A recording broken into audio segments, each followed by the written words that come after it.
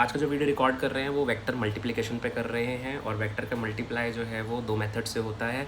ये एक revision video है, क्लास में हमने डिटेल में किया है। एक बार जल्दी से हम इसको देख लेते हैं। देखिए, सबसे पहले तो हम सब जानते हैं कि वेक्टर को जो मल्टीप्लाई है 2 मेथड से कर सकते हैं। One is called dot product, other is called cross product. Dot product और क्रॉस प्रोडक्ट, ठीक है। सबसे पहले हम बात करेंगे डॉट प्रोडक्ट के बारे में, फिर उसके बाद हम बात करेंगे क्रॉस प्रोडक्ट के बारे में। तो सबसे पहले शुरू करते हैं डॉट प्रोडक्ट से। फर्स्ट,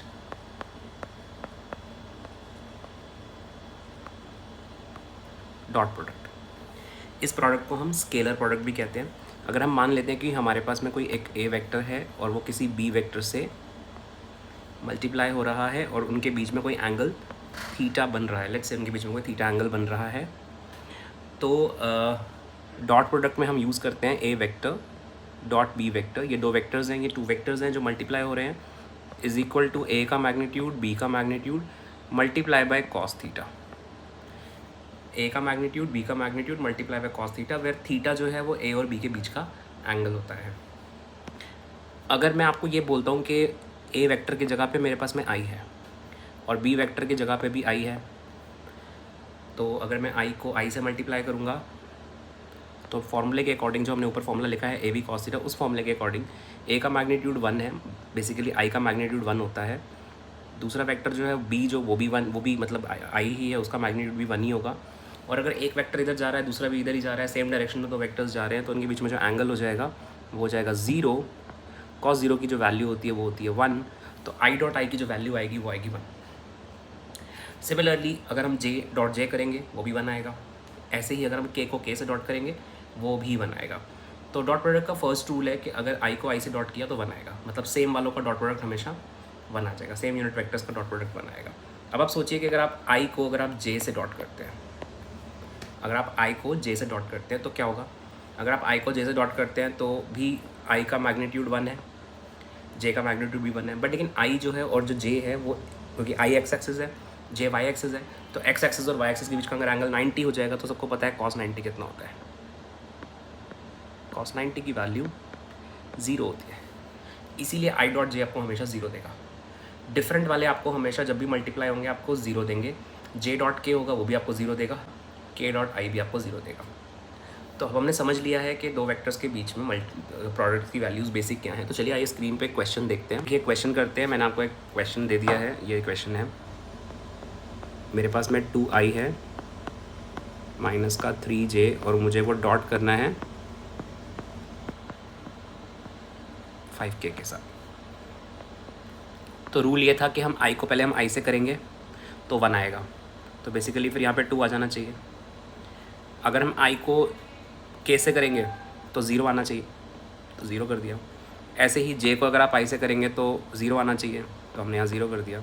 अब आप j को j से करेंगे, अच्छा j को k से कर रहे हैं, सॉरी, वो भी आपका क्या आ जाएगा, वो भी आपका 0 आ जाएगा, तो आपका रिजल्ट आएगा यहाँ पे 2। डॉट प्रोडक्ट करना बहुत सिंपल है। रूल सिर्फ याद रखना कि आई को अगर आई से मल्टीप्लाई करें, सेम वालों को मल्टीप्लाई करें 1 आएगा, डिफरेंट वालों को मल्टीप्लाई करें 0 आएगा। तो इस तरह से क्वेश्चन सॉल्व होता है और डॉट प्रोडक्ट करना कोई बिल्कुल मुश्किल चीज़ नहीं है। आइए चलिए क्रॉस प्रोडक्ट को एक बार रिवाइज कर लेते हैं। क्रॉस प्रोडक्ट, आपको ए वेक्टर को बी वेक्टर से क्रॉस करना है, ए वेक्टर को बी वेक्टर से क्रॉस करना है। फॉर्मूला होता है A B sine theta into में सी कैप। ए को अगर बी से मल्टीप्लाई करेंगे तो ए का मैग्नीट्यूड बी का मैग्नीट्यूड, थीटा जो है वो ए और बी के बीच का एंगल हो जाएगा। और यहाँ पर एक एक्स्ट्रा चीज़ आती है जिसका नाम है सी कैप। सी कैप जो होता है ये एक यूनिट वेक्टर होता है जो कि परपेंडिकुलर होता है। सी कैप परपेंडिकुलर होता है ए के साथ भी और सी कैप परपेंडिकुलर होता है बी के साथ भी। मतलब सी कैप एक ऐसा यूनिट वेक्टर है which is perpendicular to both A vector and B vector. Now imagine करो मुझे आई से मल्टीप्लाई करना है, मुझे आई को आई से मल्टीप्लाई करना है। अब आपको अभी रूल के हिसाब से बताया, ऊपर आप एक बार फॉर्मूला देखो, रूल के हिसाब से यहाँ पे साइन थीटा है और हमें पता है आई जो है वो एक्स एक्सिस को रिप्रेजेंट करता है, और अगर दोनों वेक्टर एक्स एक्सिस में ही जाएंगे तो एंगल 0 डिग्री हो जाएगा। और हमें ये भी पता है दैट साइन 0 डिग्री 0 होता है, इसीलिए आई डॉट आई की वैल्यू 0 आएगी।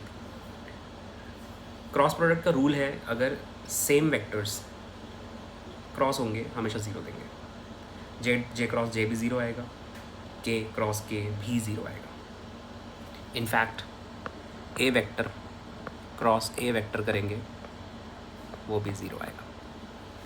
क्रॉस प्रोडक्ट का रूल है, अगर दो वेक्टर सेम डायरेक्शन में हैं तो एंगल ज़ीरो हो जाता है एंड कॉस ज़ीरो की वैल्यू साइन ज़ीरो हो जाएगा। साइन ज़ीरो की वैल्यू जो है वो ज़ीरो होती है, इसलिए ये ज़ीरो हो जाएगा। That's it.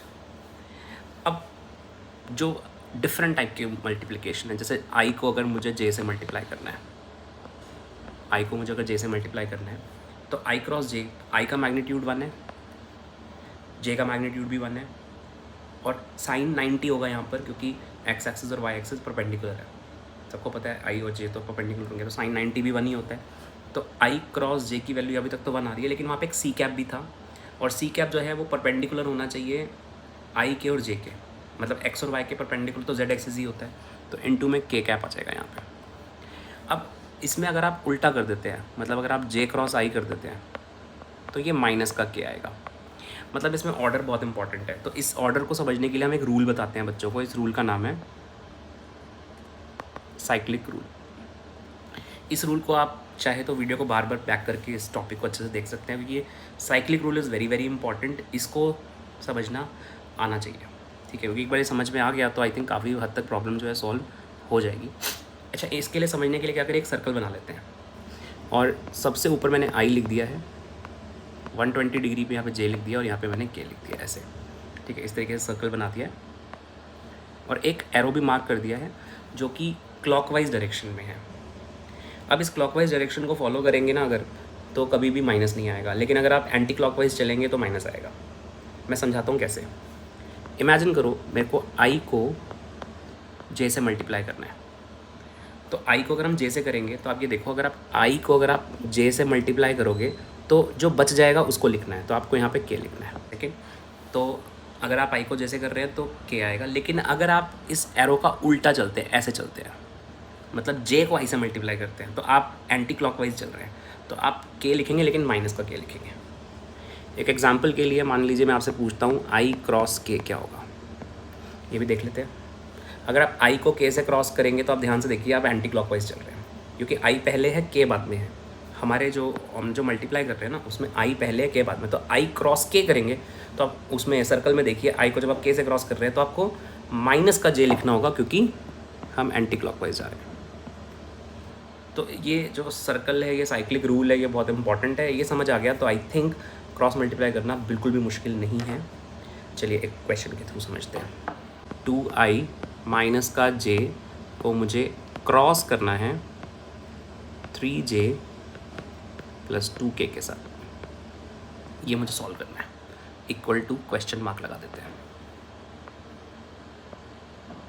देखिए हम कैसे करेंगे। मैं शुरू करता हूँ, पहले हम j को i से करेंगे, मतलब i को j से करेंगे, और हमें पता है जब हम i को j से करते हैं तो हमें k लिखना होता है, तो ये आएगा हमारा 6k, ठीक है।